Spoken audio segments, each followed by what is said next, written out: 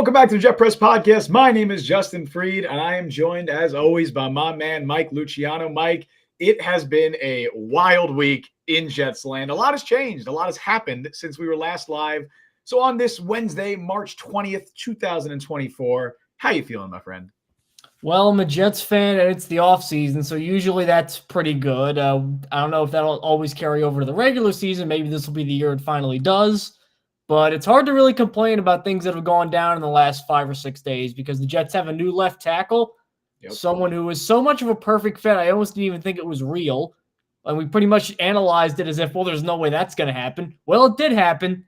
Jets got him, and just the other day, the Jets have a new number 2 wide receiver. It is Mike Williams, formerly of the Los Angeles Chargers.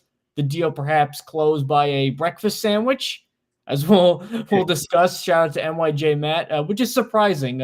As someone who, I'm going to make a confession here, I'm not a big fan of eggs. I have scrambled eggs in the morning, but I've never had a breakfast sandwich with egg on it, which Ever? Not once. Ever? Oh, Mike, this is... I'll have scrambled eggs are okay, but I don't eat a ton of them, so...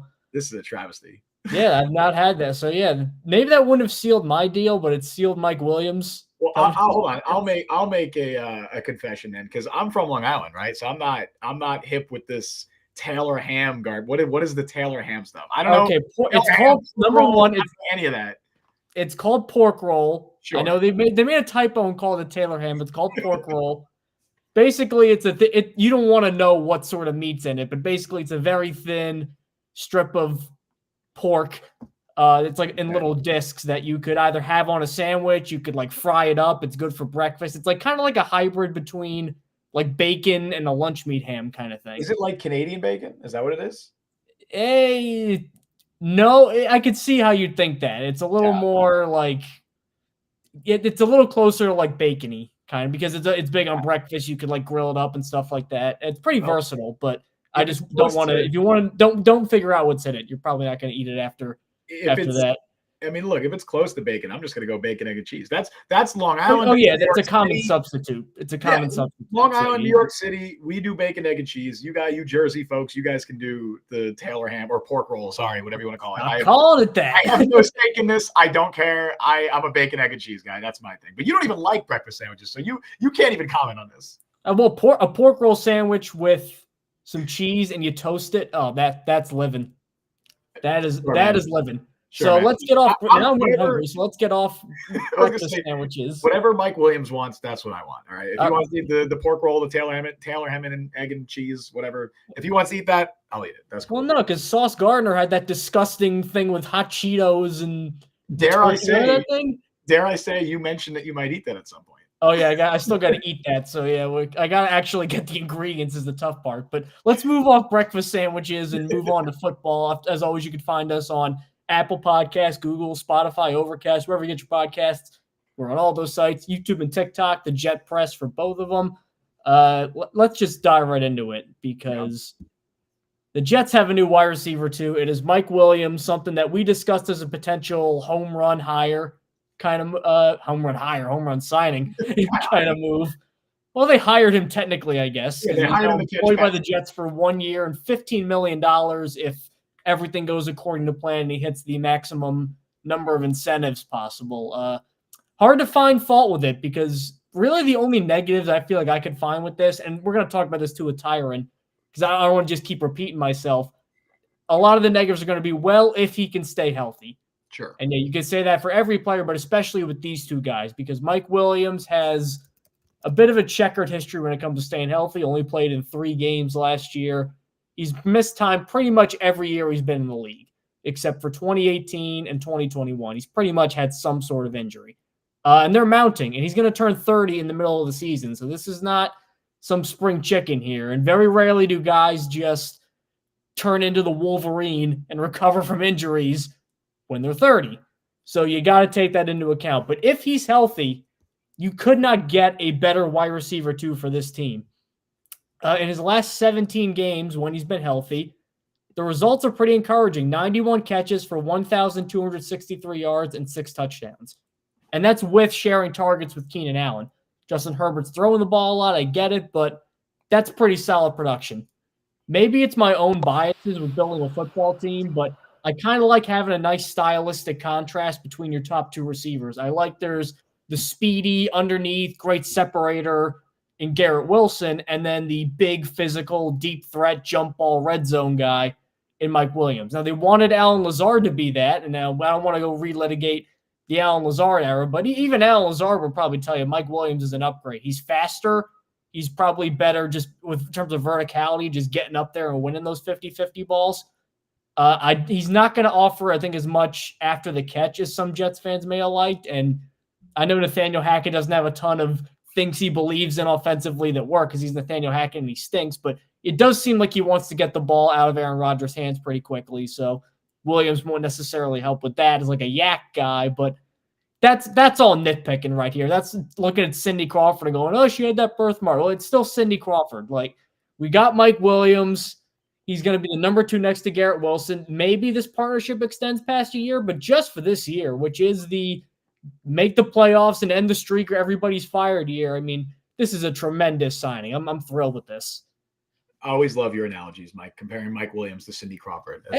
I'm telling you, look, we got a couple. I know we have a lot of younger fans, but we got some, 40s, 50s.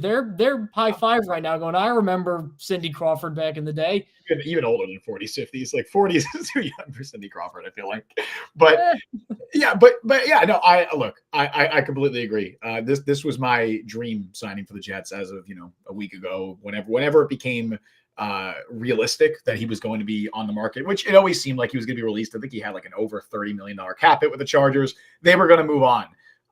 And this is a dream signing for the Jets. Like you said, a perfect compliment to Garrett Wilson.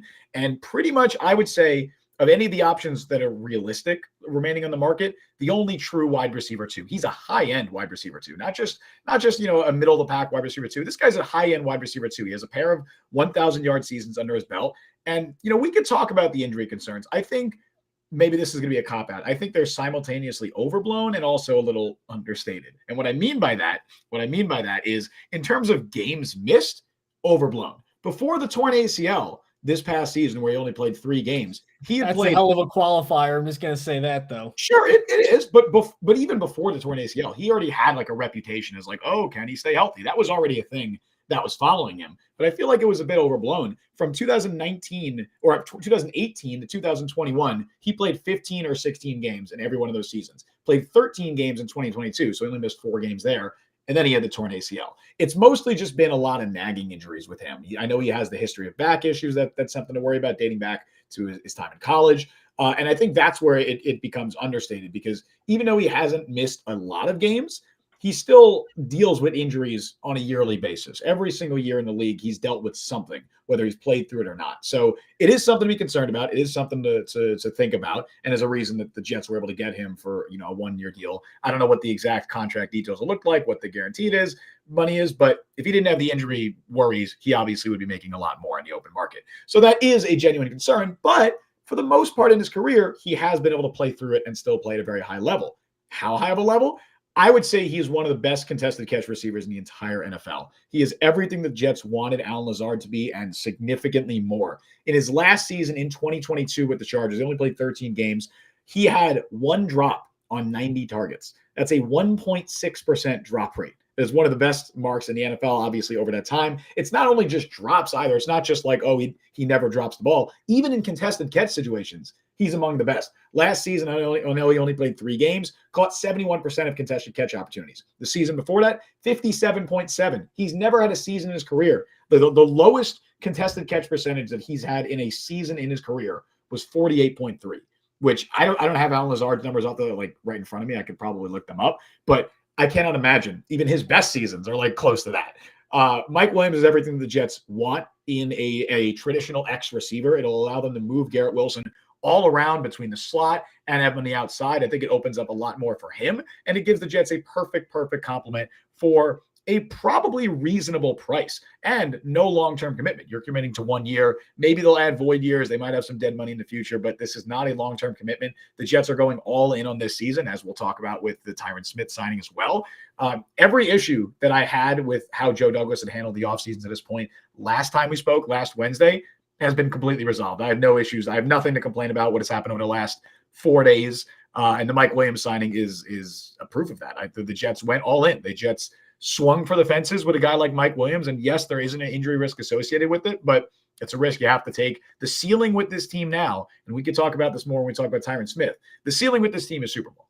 The floor is low because of the injury concerns, genuinely, of course, and we don't know what to expect from Aaron Rodgers. I know a lot of people are just expecting him to be the Aaron Rodgers of old, but it's been a few years since we've seen that, and he's coming off a torn Achilles. So obviously the floor isn't nearly as high as you'd like it to be, but the ceiling with this Jets team is legitimately not only Super Bowl contenders, but Super Bowl winners. And the Mike Williams signing is the evidence of that, and it solidifies that. I mean, it's so much of it's going to depend on Rodgers, obviously. Like the Williams move, they're probably not going to win or lose an extra game because of the Williams sign. Like you look at the Vegas odds, I don't like they're over under pretty much change before and after Mike Williams. But just stylistically, this is a move that needed to happen. With the injury concerns, like I don't think it's necessarily like you brought up. He's not missing a ton of games. I think it's the type of injuries too, because it's an ACL when you're going to be 30 and. I mean, he led the league in yards per catch. He's a speed vertical guy. Like, that's important, your ACL. And then the back injuries. I mean, your back's your whole body. So if your back gets messed up, that could be really – and back injuries do not go away for a very long time. He's going to be 30. So there are real concerns here. But, I mean, think about what else was going to be – we're going to have to talk ourselves into Odell Beckham again. That was the other option. If they didn't get Mike Williams, they probably would have spent maybe 8 figures on Odell Beckham, because for some reason, even though his production isn't really what it was, Odell Beckham has this weird like PR behind him where he just gets like extra money based on what he's like. Look at what the Ravens paid him last year. Crazy. For basically 600 yards as like an okay wide receiver 3. Like they tell you that probably wasn't worth the money. And the Jets would have probably paid something close to it because, well, he's Odell Beckham. We got to get him in here. So the idea that they could have spent maybe 10 or 11 million on Odell Beckham or 15 million max, if everything goes right, on Mike Williams, I mean, that is not a big discrepancy for a clearly superior player. Yep. Like, I don't think Williams, I don't know if he'll get 1,000 yards necessarily because there's going to be tight end additions possibly. Garrett Wilson's still going to be the guy. I think Mike Williams went into this knowing Garrett Wilson's going to be the guy. They just signed 2 power running linemen, and Breece Hall's still there. It's probably going to be a run-first team, if we're being honest. They're going to ride Hall a lot. I get all that, but in your dreams, you're thinking, man, if the Jets had a wide receiver, too, who was big and just had straight-line speed, because Lazard was supposed to be that and he wasn't. I mean, find me a better one. Yeah. Find me a better one. Like, we've ripped Joe Douglas a lot, but he's trying. Like, you could rip Douglas for the Lazard contract, like, he made an effort here. I don't know how this will turn out, but damn it, he tried. He did. And this is what he had to do because he knows his job is on the line. He knows that if the Jets don't not only make the playoffs this year, but make some sort of noise, there's a good chance he's fired, Robert Saleh's fired, everyone's fired. We all talked about the Jets having to go all in this season, that Joe Douglas had to go all in. I know the first few days of free agency were pretty slow, but they got their guys at the price that they wanted, specifically Tyron Smith. They absolutely got him at that price. The other thing I'm glad you mentioned, too, is because I still expect the Jets to lean on their ground game, especially because of the changes that they made on the offensive line. And Mike Williams is an excellent run blocker. That really, really helps. That's part of why they love the Allen Lazard signing, because he was supposed to be a good run blocker coming in. Unfortunately, the guy can't play receiver, and he definitely was not giving 110% when he was out there. I don't expect that to be the case at all with Mike Williams. Mike Williams is an excellent run blocker, gives them another guy that they could lean on in that ground game as just being a force. And I love the move. I think it is. I don't even know if it's the best move that they made because the Tyron Smith signing might be there as well. But just those two combined, honestly, those two moves combined, if we're of course ignoring the Aaron Rodgers trade, are significantly better than anything the Jets did last offseason. Like, and we're not going to just be homers for the sake of it. I was on this podcast for the entire summer last year, being like, I don't really love what the Jets did in the offseason. Like, I love that they traded for Aaron Rodgers, but didn't love the Lazard signing. Definitely did not love the Cook signing. I don't think that they had adequately addressed receiver. I didn't love the draft class. There was a lot that I did not like about the offseason last year, and I think that Joe Douglas messed up a lot of things. I think that going into this offseason, he's now done a really good job of trying to correct a lot of those mistakes. Now, a lot of them are short-term moves because that's the window that the Jets are operating in. They're not signing guys to 3-4 year contracts because That's not their window right now. Their window is 2 years. That's what it seems to be. They're signing, they signed John Simpson to 2 years. Morgan Moses and Tyron Smith are both on 1-year deals. Mike Williams is on a 1-year deal. They're very much operating within that short-term window of success and window of opportunity. And that's what they're going to try and capitalize on. So the goal right now is build as good of a roster as you can in 2024 and potentially 2025. And that's what Joe Douglas is doing. Again, the floor is going to be low because of the injury risk associated with some of these players. The floor is already low because of the injury risk associated with Aaron Rodgers. But the ceiling is significantly higher than it was going into last season because they went into last year expecting Aaron Rodgers to elevate everybody around him and just be that guy. If Aaron Rodgers can even be 80% of that guy, the Jets are still Super Bowl contenders. And that's because of the moves that they've made around him. I think part of why I was a little more optimistic about last offseason than you were is, number one, the Rodgers factor would have helped, indisputably would have made them a better team. And just the idea of what happened, that was just inconceivable that could even be an option. So I didn't even factor that into the calculus. And number two, I think I erroneously judged how deep they were at certain positions where I'm like, you know what? They certainly do it. They don't have the deepest wide receiver. This is before Corey Davis retired too.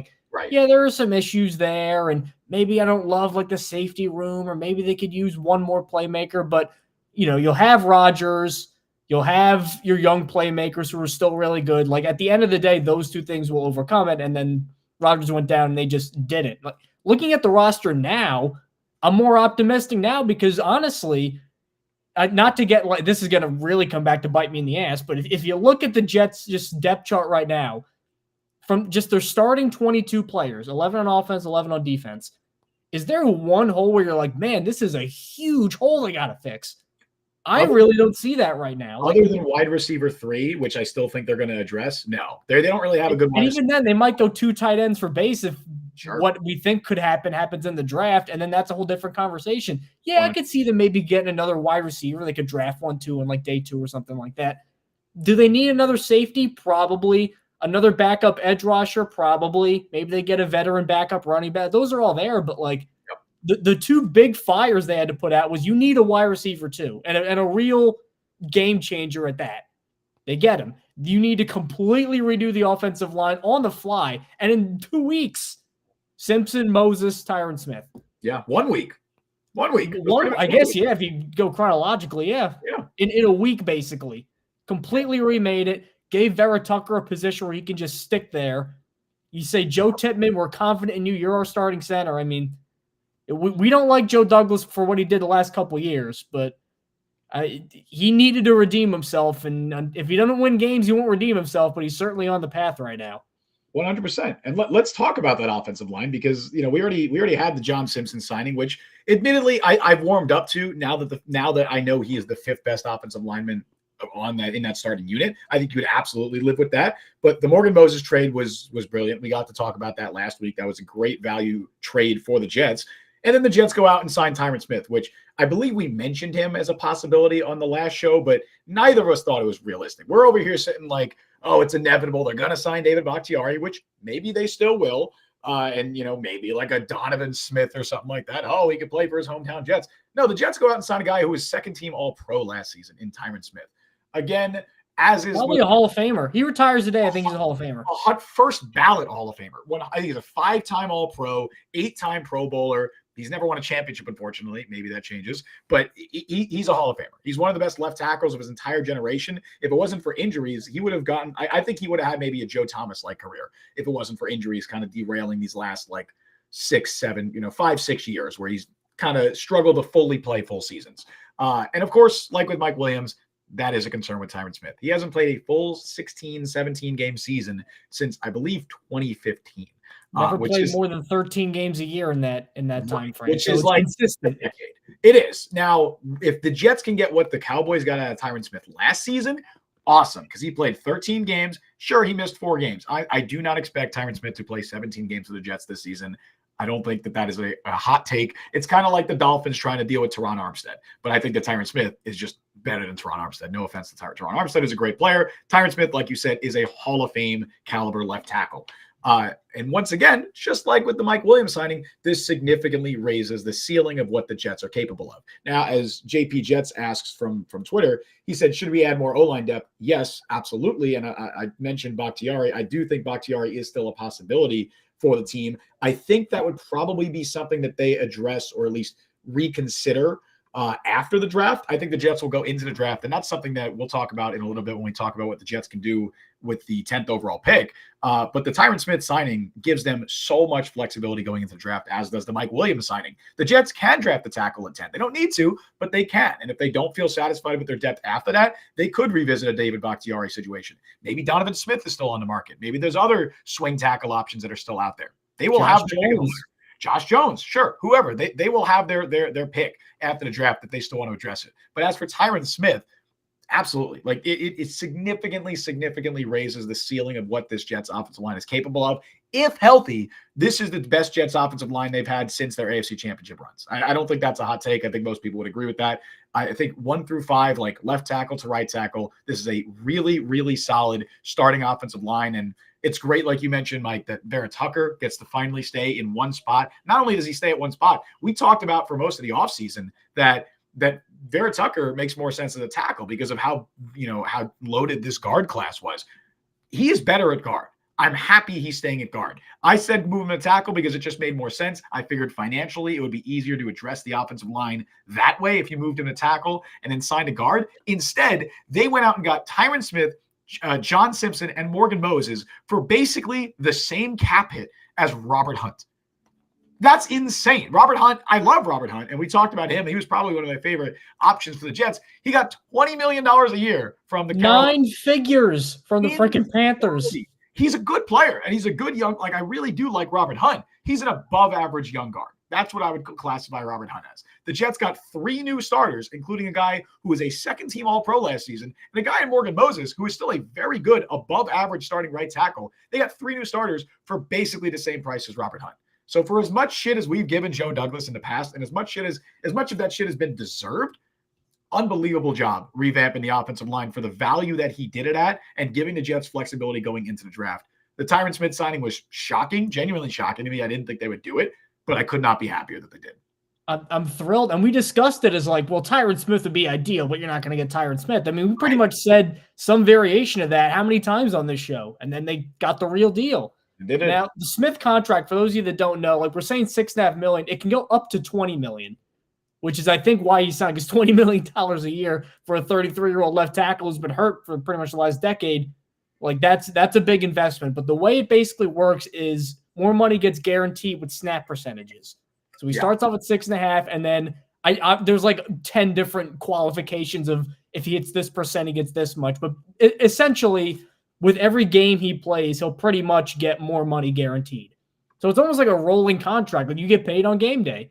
Like that's almost how it works. It's a very unique structure. But if he plays all 17 games, if I get it, but if he plays all 17 games, he's going to get as much money as any left tackle on the market. And you know what? Deserved. Because I believe he was PFF's best pass blocker last year, and he's 33 with a bunch of injuries. Yeah. He's still the big giant guy with long arms, experienced guy, great run blocker too. Like he's not just a pass blocking guy. Like Tyron Smith is going to get a gold jacket someday, and he's the best left tackle this team has had since one of the most underrated players in recent NFL history, to Brickashaw Ferguson. Like since Ferguson left, it's been a bunch of veterans trying to restart their careers or bust left tackles, Mekhi Becton. Like it's just been kind of plug in the gaps, which is not how you want to fill your left tackle spot, for crying out loud. Now, even though it's a 1-year thing, could you get a better left tackle for 1 year than Tyron Smith? I mean, right now, how many left tackles in the league are better than Tyron Smith? Like 3, 4? Like not many. Not many. I think it's in like if you told me a week ago or a little over a week ago, I guess like say Monday of last week, first day of legal tampering period, that the Jets' 2 starting tackles would be Tyron Smith and Morgan Moses. Like that's not even best case scenario. That was nuts. I did not think that was possible. 1, I didn't think Morgan Moses would be traded. That came as a big surprise. And 2, not only me, the Jets did not think they could get Tyron Smith. as has been reported a lot now, the Jets went into free agency being like, oh man, it'd be great if we can get Tyron Smith, but that's unrealistic. And then Thursday rolls around and he's still on the market. And they're like, what's going on here? Why is this? He's still out there. Let's make an offer. They make him the shot, man. Send that DM. Sometimes it works. Exactly. They shot their shot. They offered him $6.5 million. How the contract structure is structured, like you said, Mike, there's a lot of incentives. The cap hit this year is $12.25 million. The remaining incentives, or the remaining cap and incentives, if he does reach those incentives and hit those marks, that cap will be counted towards next year's cap. But for now, like, his cap hit this year is going to be $12.25 million, which for a player of Tyron Smith's caliber is it's amazing. Like, you cannot ask for a better deal. But the Jets didn't expect they were going to do it. And then they offer him this contract. As reports have gone, the Jets expected Tyron Smith to kind of just use that contract as leverage in negotiations with other teams. And then they call him back, I believe, on Friday, or he calls them back on Friday and is like, all right, let's do the deal. And they were stunned. They could not believe it. And neither could Jets fans. Neither could we. What a great day. What a great time. As JP Jets asked again about David Bakhtiari, he said, do you really think we can sign David Bakhtiari? Yes, I fully believe so. I don't think David starting, though. Yeah, I don't think David Bakhtiari is going to get a starting opportunity with another team. He's a guy who's played one game in 2 of the last 3 seasons. While reports are saying he's determined to play again this season, I've not seen anything that says a definitive timeline that he will be back by training camp, will be back by whatever time. I don't think any team is going to rely on him as a starting left tackle. I think it would be a mistake if any team did it. The only team that would have possibly done it would have been the Jets, because of the Aaron Rodgers connection and because they could go into the draft and potentially draft somebody as well. I don't think any team is going to do that. So for Bakhtiari, it's really going to be trying to pick a spot to be a depth tackle, a backup tackle. And what better spot would it be than the Jets, than with Aaron Rodgers, than with Nathaniel Hackett?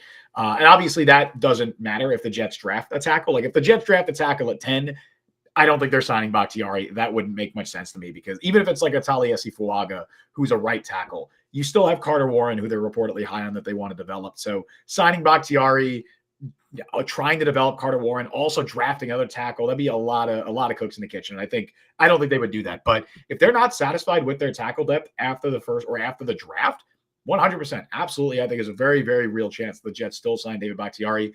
And, Bakhtiari and Smith alone might not be able to play 17 games, but I'd hope, knock on wood, that together combined, they can come close to playing 17 games. That would be the hope. A lot of cooks in the kitchen, and the head chef is Keith Carter. That's not what you want.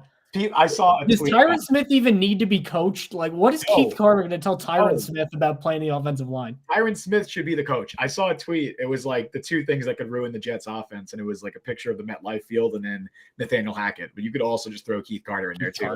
Like they got so much talent in this offense now. The 2 things that could ruin it are injuries and the coaching staff. That's the only 2 things that could ruin it. I even thought that when they had Dwayne Brown last year. Like, I get the younger, like, what could Keith Carter say to Dwayne Brown, who's a borderline Hall of Famer, I think? I don't think he'll get in, but I think he's like first ballot Hall of Very Good.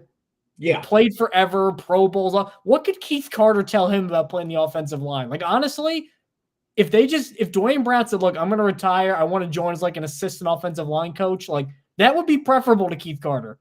Yes. I feel like Dwayne Brown would be a better coach. And I feel like Tyron is in that area where it's like, all right, you're the coach for the other guys. Like, I can handle it. Let me do what I do. I would not be surprised if, honestly, that's the arrangement going on. And I wouldn't hate it. Right. The less Keith Carter, the better. One quick thing, though, is before we move on to, I think, our next draft discussion, I'm looking at all these signings, and I'm happy to finally put to bed kind of the thing that we've seen a lot over the offseason, which is, I mean, how many times do we discuss possible free agents, possible trades? What was the common refrain from the pessimists? It was, well, who's going to want to play in New York? Who's going to want to play for Nathaniel Hackett? Who's going to want to play for Robert Saleh, this clown show? Well, Tyron Smith wants to. Mike Williams wants to. Yeah.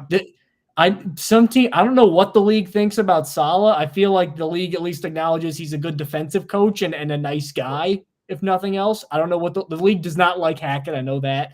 I don't know what they think of Douglas, what they think of the Jets organization, but they like Aaron Rodgers. As weird and strange and as he can be, they like playing with him. They want to win games with him. And I mean, how many teams are after Tyron Smith? How many teams are probably after Mike Williams? And they chose to go to the Jets. So that, as long as they have Rodgers, I don't know how long it's going to be. It might be 1 year, might be 2, might be 3. I don't know.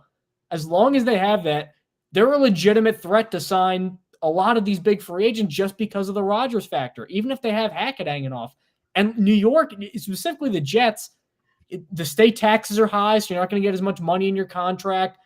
You're not going to have the whole market to yourself because you're going to share with the Giants. Don't have a history of winning. Like that. This is not an attractive spot just on paper, but because you have Rodgers, I think it really makes an impact on these guys. And I think that's why Tyron, like, what was he going to do? Go sign a contract with the Titans and try to like protect, Will Levis or something like that, or another team with a young quarterback, Carolina, and block for Bryce Young. Like, he wants to get that ring. And he thought that of all the teams out there that probably wanted services, a lot of contenders need offensive line help. He thought best chance right now is with the Jets and Aaron Rodgers. And I think that says a lot. It does. And I think the other part of it too, and I believe both of us have been guilty of this, probably because of just how pessimistic we or at least I was very pessimistic going into the offseason. I have been very pleasantly surprised that of all the signings the Jets have made, none have been a very obvious, like, oh, that's an Aaron Rodgers signing. They did this to satisfy Rodgers. They did this because Rodgers wanted that guy. I'm sure Rodgers likes Tyron Smith. Oh, I'm sure he does, but that wasn't made because of Aaron Rodgers. That wasn't because of like, oh, this is Aaron Rodgers' buddy, or Aaron Rodgers was like, sign this guy.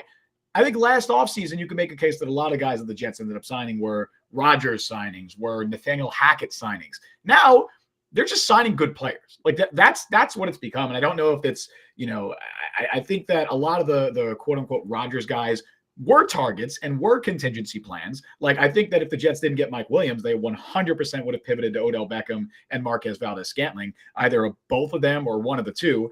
And those would be Rodgers moves for sure. And I think if the Jets didn't get Tyron Smith, David Bakhtiari was absolutely still in the conversation to be that left tackle. But because they didn't have to resort to those contingency plans because they landed the big fish, because they made the big swings. And this isn't like a Dalvin Cook situation where I've seen other people point that out and be like, oh, they're just signing washed up old veterans too.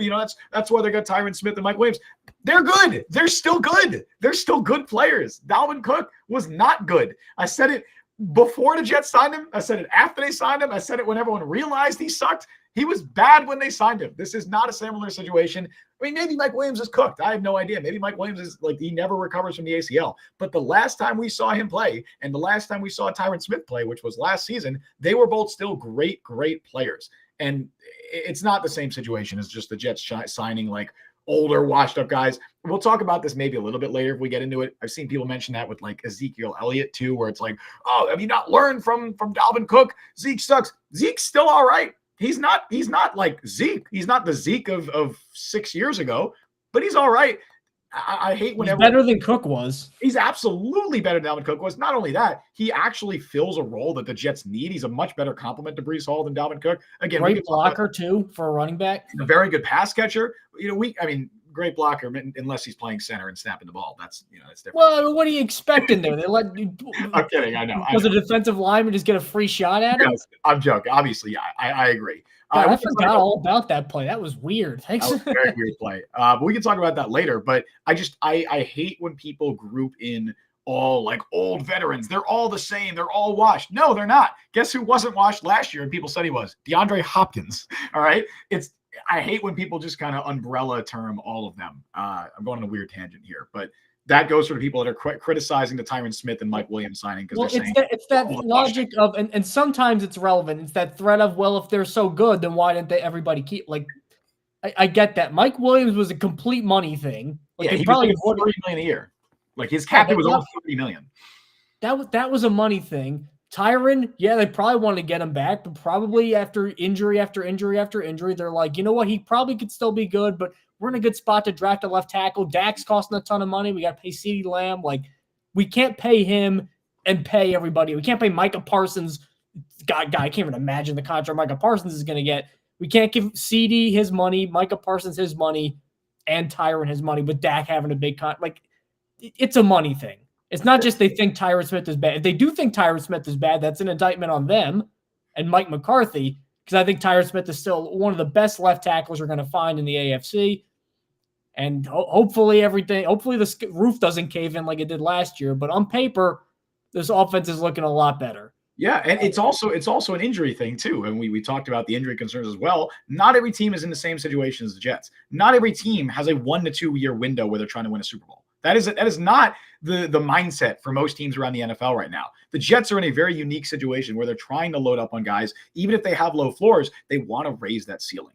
That's what they want to do. They want to go all in with a chance to win the Super Bowl. If the stars align, they can win a Super Bowl. That's what they want. It would have been harder to win the Super Bowl last year, even with Aaron Rodgers, because the roster was not as good as it is this year. Now, I think the defense is still going to be great. It really hurts losing Bryce Huff, but overall, this roster is probably better now than it was last season, assuming that Rodgers, is healthy. But I think the team around him is better, especially on offense. You could not like losing Bryce Huff, but if the justification is, well, the money we would have spent on Bryce Huff, we now spent on Mike Williams and Tyron Smith, that's a pretty good. Instead of also restructuring and kicking the can down the road to keep them all, we're saying we're not going to restructure as much.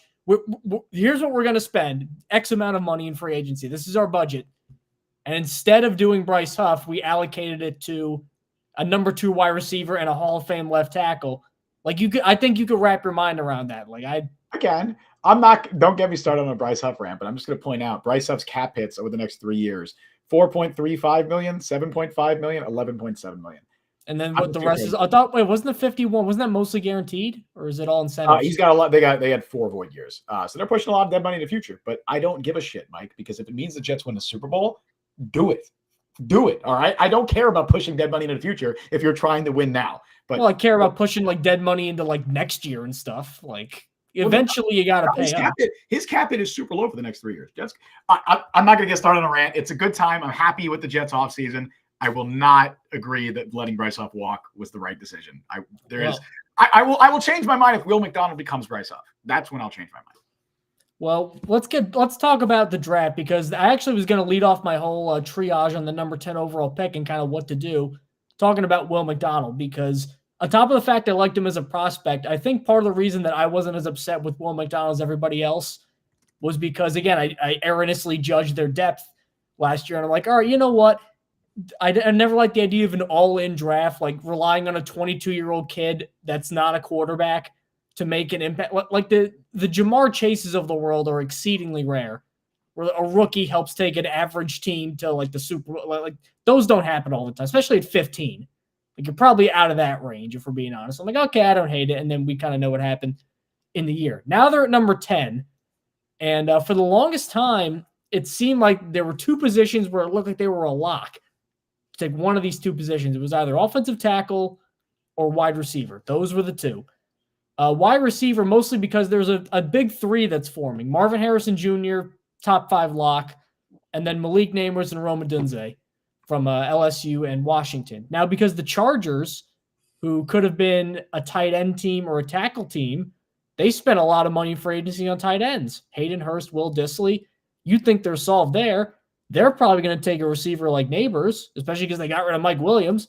And then the Giants can maybe get a receiver like Rome Odunze if they're going to foolishly run it back with Daniel Jones. They shouldn't, but that's what they're going to do.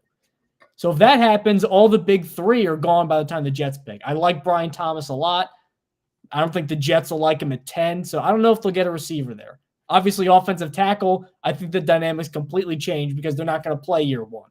They're going to be a backup. And you want to take a backup tackle 10 overall. When you're a contender now and you have a very unique position at number 10, it doesn't seem like a lot. The difference between 15 and 10 in the draft circle is that's not nothing. So to add a guy like maybe a Fashanu, because Joe Alt's not going to be there.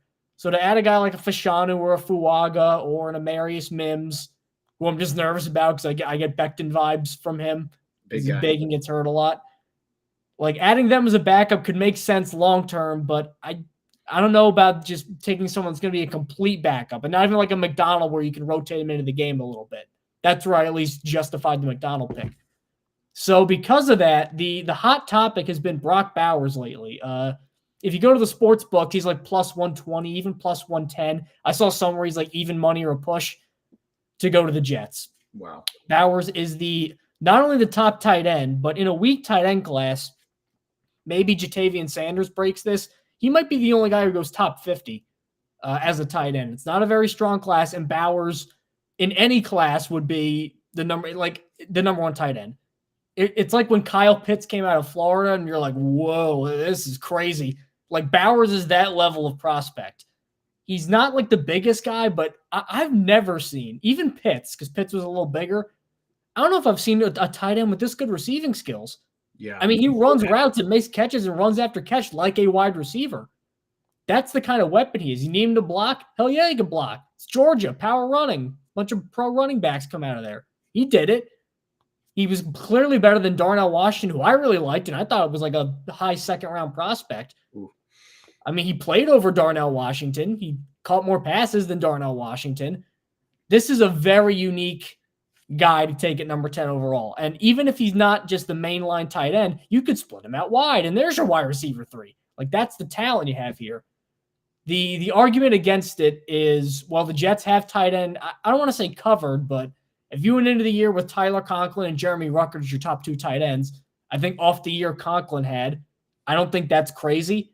I think that's a perfectly serviceable tight end room. So why essentially you could basically end Ruckert's Jets career? Because if he relegated to tight end 3 again, Conklin would still be there. Like, that would be an indictment on Ruckert, I think, if they end up taking Bowers. So that's one part, because they're saying, well, tight end set. And the other part is, well, you still need an offensive lineman because of the injury possibility. And I get all that, but I'm very easy. I could very easily be talked into, let's take the freakish athlete who had 13 touchdowns as a freshman for Georgia and continued to play elite pretty much the entire time. Like, the second he arrived, he was really good, and he kept being really good. Like, it won't take much to talk me into that at number 10 overall.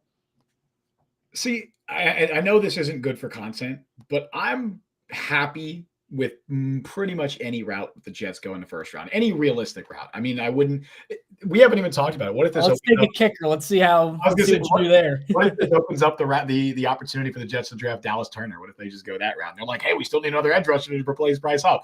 I don't think they would do that. I wouldn't particularly be happy about that. But assuming they go one of wide receiver, offensive tackle, or Brock Bowers, I'm happy with all 3 of those. I would have no issue with all 3. I could see the argument for all 3, and I have no issue with it.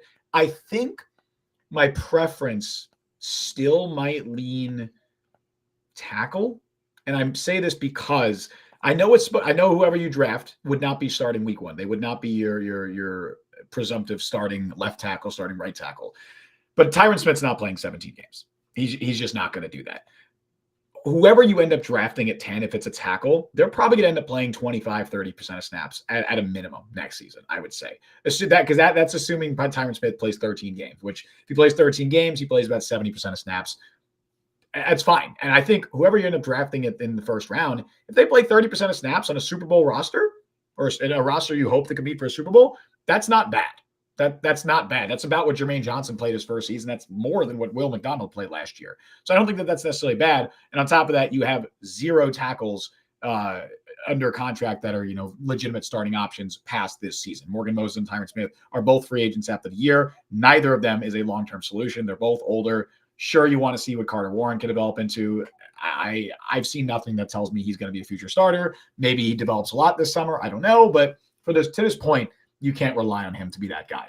So I think I'd still lean tackle, but I have no issue with drafting Bowers. Brock Bowers is an exceptional tight end prospect. He's not quite the athlete that Kyle Pitts was. He doesn't have the same physical measurables. He's not as big, like you said. I don't think he's quite as good of an athlete, but he's just such a natural receiver. And I think that's what always, like, natural is the word that stands out to me when I watch him. He's so smooth, such a natural route runner. He just knows how to play the position. I don't think he's the best blocker now, but he comes from a Georgia system, like you said, that emphasizes that with their tight ends, and I think he has the tools to be even better at that in the NFL. The comparison everyone always throws out there is George Kittle. I don't think he's as good of a blocker as Kittle is, but I think he can get to that point, or at least get faster than Kittle. He is faster than Kittle. I think when people make that comparison, they're talking about the yak ability and the ability to just kind of run through dudes, because that's what Bowers does. That's what Kittle does. Bowers has made some catches this year too. Like, if you didn't know who that, like, you didn't know his height and weight, or you didn't know what position he was, you're like, man, that's a good 6 foot, 190-pound receiver. You're like, oh, he's 6'4" and 240, and he's making, toe tap catches and shaking off hits and balancing on one leg. I'm like, man, this is a freak. And that's the thing, like whether you draft Bowers or a receiver, they're filling the same void to me. They're filling the exact same hole. Sure, want to be classified as a tight end. Sure, want to be classified as a wide receiver. You need another playmaker on this offense. Like it's the same thing I said going into last year's draft. And now I'm going to convince myself that my preference isn't tackle. Again, I'm cool with whatever they do, but I still think the Jets need another playmaker on this offense. I think Mike Williams is an awesome, awesome addition, and it's not like as pressing of a need as I thought it was going into last year, because now Breece Hall's developed. And I think Breece Hall, you could argue, is the second best running back in the NFL. I think he's inarguably a top 5 running back at this stage. Tyler Conklin, I think, is a top 12-ish tight end. I think he's a very good player, top 12 to 15. I think we would say he's solidly in that range. And Jeremy Ruckert's a fine tight end too, who there's still untapped potential with him there.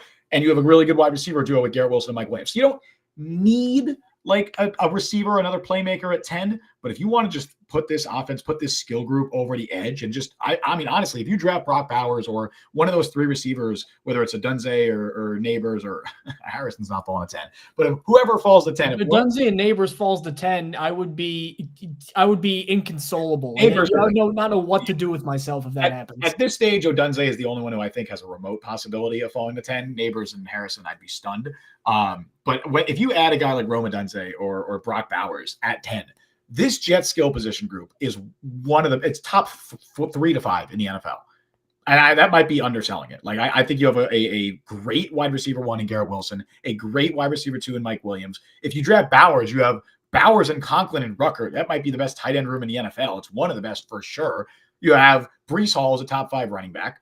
That's incredible all around. You're a little thin on offensive line depth. You can address that in free agency. But this is the thing. I'm talking myself into all of these options. I think all of them are really good options. And it's very rare to see a team with a top 10 pick have as much draft flexibility as the Jets do, where they can look at that 10th overall pick and they go, we can kind of go best player available here. I know teams always say that they draft the best player available. What they mean is the best player available on their board, and their board is ranked by, position. It's weighted by position.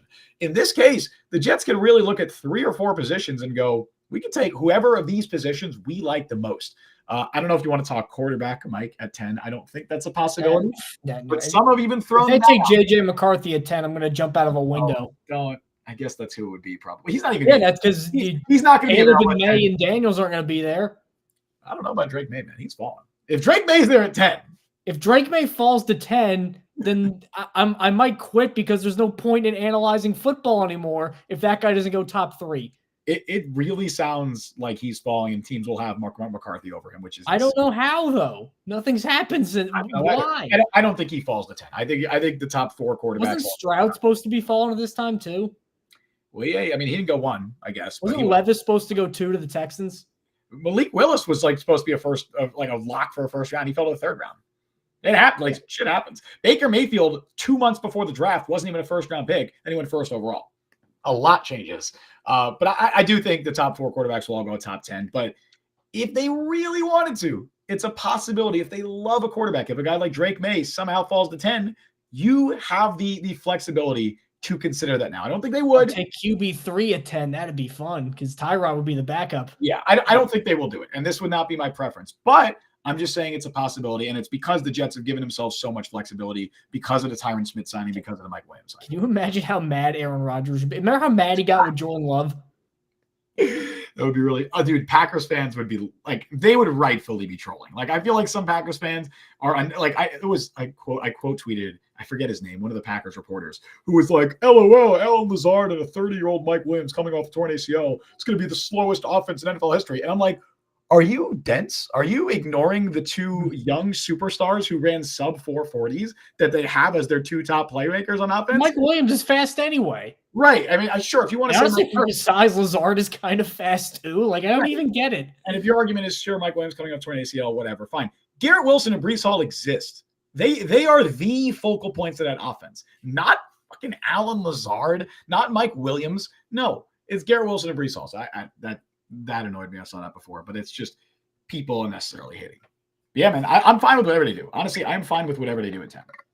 I think I'm really in on Bowers, because I'm talking myself into what the ideal base offense could look like for the Jets. And it's not even necessarily spread them out 3 receivers, because I think the Simpson and Moses additions signal a pretty big change in their offensive philosophy, and that we're going to go a lot more gap and power 100%. stuff as opposed to I think Tyron Smith too. Tyron Smith's not like a Shanahan zone guy. He's like, let me and you line up. Let's hit each other. Best man wins next play. That's been Tyron Smith for most of his career. Yeah. So I feel like they might go with a lot more like 2 tight end stuff. So if they do that and they don't move Bowers out, which you absolutely could put Bowers in the slot and just have him eat up on that, that'd be fun too. Yep. Just put big ass Brock Bowers in the slot and beat up on corners. But if you take Bowers, you can now put Hall out there. You can have a 2 tight end offense with Conklin and Bowers on the field at the same time. And then you still get Williams and Wilson out there at the same time. So you could, if you want to just get creative, like Bowers could be, remember when the Jaguars took Denard Robinson and they drafted him as OW, offensive weapon? Okay. I mean, I feel like that never works out, though. Brock Bowers had like 12 carries last year. Like they ran him on like end arounds and stuff. Like I feel like Georgia used them all over the place. Why can't the Jets? Classifying a receiver or a player as like an offensive weapon never. Remember what the Lions did with Jahmyr Gibbs, where they said they were using that way, and then they just used him as a running back. Like, well, I mean, Jahmyr Gibbs was good though, but he was good, but they just used him as a running back. Like they lied. he wasn't used all over the place. He was a running back. But I agree. I think an offense where your 5 eligible receivers are Garrett Wilson, Mike Williams, Tyler Conklin, Brock Bowers, and Breece Hall. That is one of the best like 5 eligible receiver groups that you could have in the NFL. Like that would rank up there with any skill group in the NFL. So I'm with you with that. I would love Bowers. I would love whatever the Jets are going to want to do. If they draft Fuaga at 10, if they draft Fashanu at 10, if they draft Bowers, if they draft Adunze, I will be happy with any of those moves. Well, here's the situation I want to ask about because I want to see if, like, I really think they might trade down too. Okay. Like, if they really want a receiver, I feel like maybe you move to like 8 because they don't have a second-round pick. So I don't know how badly they want that pick back. 100%. That's absolutely a possibility as well. They could trade down. That's for sure a possibility. Yeah. Now, the Jets are not done in free agency yet. They have a couple more holes to fill. Again, I think the most of the pressing needs have been taken care of, but they still have a couple depth signings they need to make. Maybe get a new starting safety. Like I know, Justin, you had some big ideas about like specific names that you think could really be impactful for the Jets if Joe Douglas wants to go after them. Yeah, I mean, safety, I feel like they're probably going to add a safety, but I think your starters going into next year are Chuck Clark and Tony Adams. I'd be surprised if whoever they add ends up starting over them. But even still, like the Jets played 3 safeties a lot last year. So they really need that third safety. Right now, it's Jarek Bernard-Converse. I don't think he's going to be your third safety going into next year. I know that they would love to bring back Ashton Davis. From what it sounds like, he's exploring his options and looking for a possible starting opportunity. But if that doesn't materialize, if he doesn't get the opportunities he's looking for sure, I can 100% see him coming back. I don't think that they'd add anybody, big. Maybe like I don't think Tashawn Gibson was signed, and I'd mention him as a possible option. He didn't cross paths with Robert Saleh in San Francisco, but he comes from the 49ers system. He's older. He's like 34, but he still played at a pretty high level. Kind of gives them more of like that, I'd say, traditional free safety. He's weird because he was kind of more of like a strong safety, I think, early in his career, and then he kind of swapped and changed roles. But that's somebody I'd look at. I think wasn't he with the Jaguars when they had that insane defense? Yeah, and I think he crossed paths with Saleh in Jacksonville, actually. That might maybe. Yeah. Was Shanahan high? I think Shanahan got hired by that point and he took Saleh away. I think 17 was the first year that they Gibson wasn't he was 2016. Saleh was in Jacksonville. So he was with 2016. Yep. There you go. That's a really deep free throw. Like, hey, I knew this guy 8 years ago. I don't think it would be something like that. I think, technically he also crossed paths with Ron Middleton in Jacksonville. So, hey, there's 2. But I think it would be more so like, he's a good fit for this defense because he comes from a similar system in San Francisco. He played in San Francisco the last 2 years. So he was also there with D'Amico Ryans as well, who worked under Saleh. So there's a connection there. I'd like to look at the running back market because I do think the Jets will sign a veteran running back at some point. Izzy Abanikanda, I love his potential. I love his ceiling. I know people are like, oh, yeah, he's going to be RB2 next year. I'd be very surprised if Izzy Abanikanda was RB2. I don't think he showed anything that makes me think he can handle that role. And even more so, I just think they need somebody specifically to handle a role that he doesn't fill and that Breece Hall doesn't fill. And that's one of those more older veteran short yardage guys. Ezekiel Elliott is probably my top target there because Ezekiel Elliott, like I mentioned before, this isn't a Dalvin Cook situation where he's completely cooked, where he's completely washed. Zeke was still pretty solid last year. I think it was a difficult situation for him. The Patriots' offensive line wasn't very good. They had injuries. Their running game as a whole struggled. Ramondre Stevenson, I know he came on a little bit later in the year, but he had a rough start to the season. So did Ezekiel Elliott. I think Zeke is still very effective as a short yardage red zone guy who's also a good pass blocker and a good pass catcher. That's really what the Jets should need. Sign Zeke to, $2.5 million contract, whatever. Have him play 15 to 20% of snaps. Let Brees take on pretty much the rest of the snaps. Maybe give Izzy a couple of snaps a game just as a change of pace guy. Maybe he can break one. That would be my ideal running back room for the Jets. I did like Deontay Foreman as an option. He just signed with the Browns. Another guy they can consider, Damian Harris, is out there. Cordero Patterson is another one too. If you're looking for a kind of bigger bodied, there's another one of your offensive weapons. I like the year Arthur Smith's like we have this position called the Joker position. I know. He's and in, then he was just never played. Yeah, he was just not used at all. I still like Cordero Patterson. I think he can fill that role as like a bigger bodied pass catching back. He could be a returner. Cough, me, Cole. Could be. He could be a returner. I mean, Xavier Gibson, I know he had his moments, but he also he was a little shaky, so maybe they bring in some competition there. I think my preference is still Zeke. I like Damian Harris as an option as long as the medicals are cleared, because I know he had that scary injury last year. But I do think that they will add a veteran running back as well as an edge rusher. I know they're meeting with Jadeveon Clowney today. Maybe that gets done. If that gets done, awesome. Like if they sign Jadeveon Clowney, Mike, like he's really good. Like he's genuinely really good still. Knowing that Ravens fan base, like they would. It's been a weird offseason because they've let a lot of guys go, but they mostly hate Harbaugh. They pretty much every problem the Ravens have had the last couple of years has been Harbaugh. Hilarious. Even I'm like, man, they're really losing a lot of guys. It's always, we always do free agency late. Trust DaCosta, trust Eric DaCosta. Right now, their projected starting offensive line, because the guys left, is Andrew Voorhees, Ben Cleveland, and Daniel Falele at the two guard spots and right tackle. And they're like, yeah, they're like excited about that. They really believe, because Voorhees was like a top 75, 80 player before he got hurt. So they're like, well, he's there. Cleveland is okay. And then like Falele's ready to start, which I guess a year after John Simpson, I don't see it. Like if you did John Simpson so frequently, I don't see, and Patrick McCarry, I could see why they'd be confident. But, and again, you have Lamar just on a base level. When you have Lamar Jackson on MVP and Derrick Henry and Matabike, you're fine. But Clowney would be the one where if he went left, they would really get mad. Yeah. All three of their top sack guys were free agents last year. Matabike, they kept. Clowney and Kyle Van Noy, they're probably not going to keep. But Clowney was fantastic, still defends the edge well. Even the couple years before that, when he kept bouncing around and he didn't have a ton of sacks, like the Browns and the Titans and stuff like that, like the Seahawks, like he was still getting double teamed a lot, and his pressure rate was not terrible. Baltimore got him more one-on-one, and look what he did.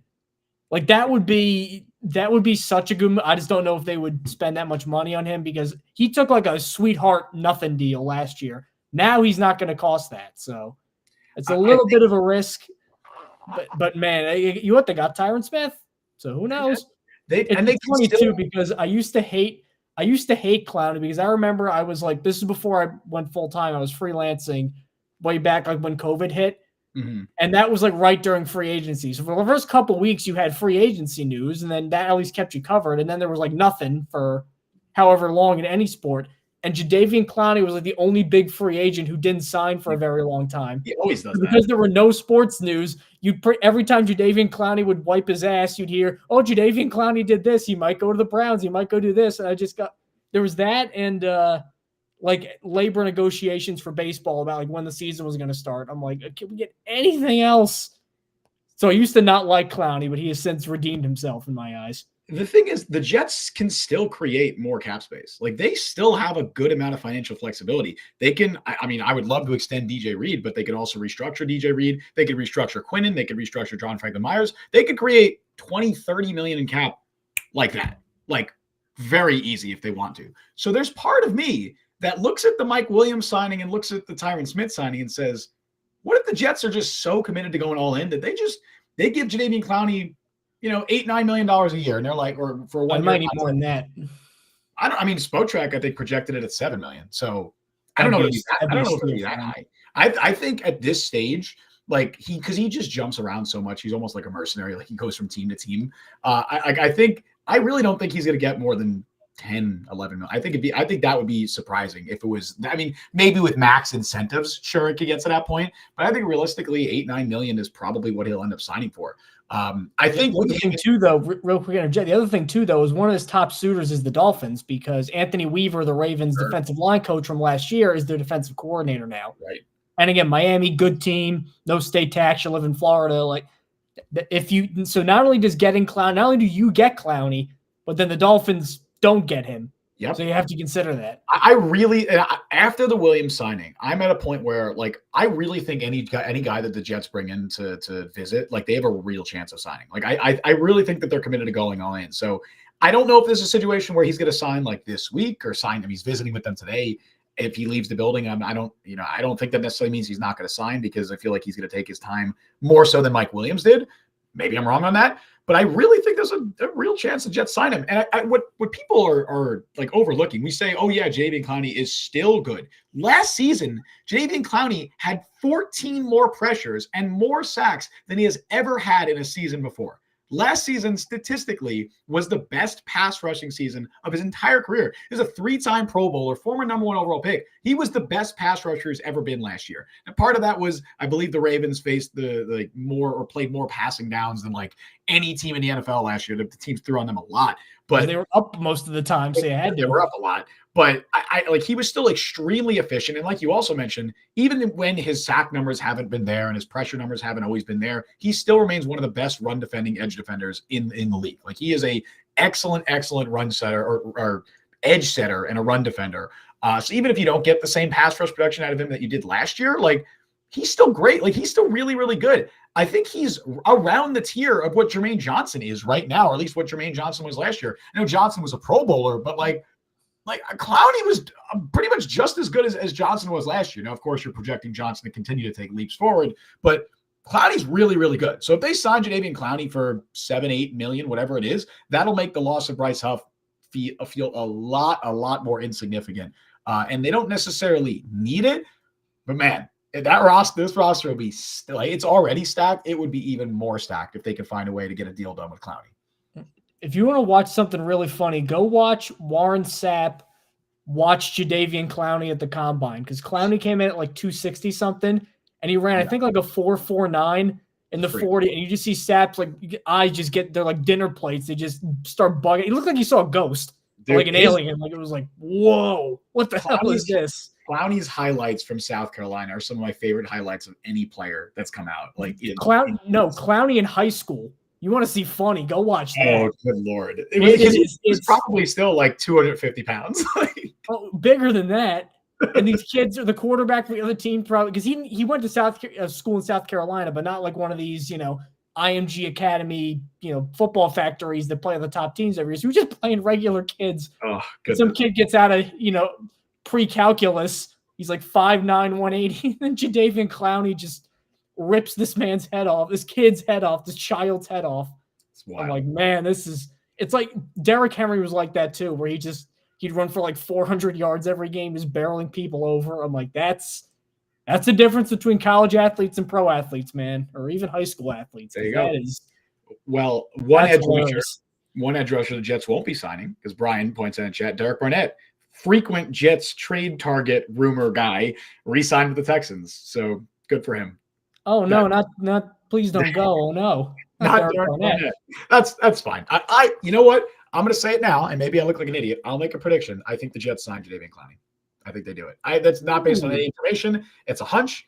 I think they get a deal done with Jadeveon Clowney. I don't know if it's today. I really feel like he's going to take more time than Mike Williams to make it. I think it'll be an Odell situation where the Ravens just at the 11th hour overpay him, especially because again, that is true. They are typically this is our price. They're Scott Boras of the NFL, where this is our price. Yeah. Eventually somebody's going to meet it. Eventually things will come down and you'll sign for us. So we'll see. It'd be fun if the Jets added another former Ravens player and just continued that, exodus, the mass Ravens, exodus. Niners, or Titans, or Packers. Or Packers, yeah, any of those four. Even I guess Mike Williams and Tyron are the exceptions. But thank you for joining us. at the Jet Press podcast. A busy week, one of the better weeks since we've been doing this podcast, because how many weeks do they add Mike Williams and Tyron Smith? So hard to complain about the last couple moves. If you want to go find our analysis of the other moves, which we had kind of mixed reactions about, you can find us on Apple Podcasts, Google Podcasts, Spotify, Overcast, wherever you get your podcast. We are there. We're on YouTube at the Jet Press. Like, if you like the stream and if you give a good review on Apple Podcasts, like, that is just for the business end of things, the algorithm pumping us up. That really does help. So, Justin, feel free to the new fan of a Mike Williams and Tyron Smith employing team. Yeah. How are we feeling? I'm just happy I don't have to complain about the Jets overpaying Javon Kinlaw. We will. No, I don't need to complain about that anymore because this is so much more significant. All right. Last week, we were happy about the Morgan Moses signing, and the rest was like whatever. Now, I don't have to worry about that. I don't have to complain about Javon Kinlaw because the Jets made a couple of really good moves. Just lastly, shout out Jets fans for what has been a wild couple of days, especially last day was one of the most insane days I think ever, specifically on Jets Twitter. If you're watching this on Twitter, if you frequent Jets Twitter at all, what a wild day. Shout out NYJ Matt. He's getting recognized it was on Sports Center, The Athletic. I mean, Good Morning Football everywhere. This fan base is special sometimes. The community is special sometimes. And hopefully one day the team will reward us with the Super Bowl with wins. Just sheer volume, though. Mike Williams going from the Chargers fan base in LA to the Jets. I mean, look, there are a lot of Chargers fans that are very passionate. They're just in San Diego. Are there even a lot of Chargers fans just as a general? When they were at Qualcomm, those things were packed. They just moved to a city where the 8th biggest team. Yeah, pretty much. They have fans. They're just not in LA. Well, he's going to have a lot more fans, I think, showing up to the stadiums now in New York, and I think he's already been welcomed by Jets Twitter. So shout out Mike Williams, shout out NYJ Matt, shout out Jets fans for making the last few days pretty special and pretty cool. But until next time, thank you for joining us on the show today. You can follow Mike on Twitter at bymikeluciano. Follow me on Twitter at justintfried. Follow the Jet Press at the Jet Press. You can download the Jet Press podcast wherever you get your podcasts. Check us out on YouTube and TikTok. For as long as that's around, subscribe, hit that notification bell. You guys know what to do. We stream live every Wednesday at 3 p.m. Eastern time. Thank you all for listening to Jet Press Podcast. I've been Justin Fried. That has been Mike Luciano. We'll see you guys next week. Let's see who they sign by the time we go live next week.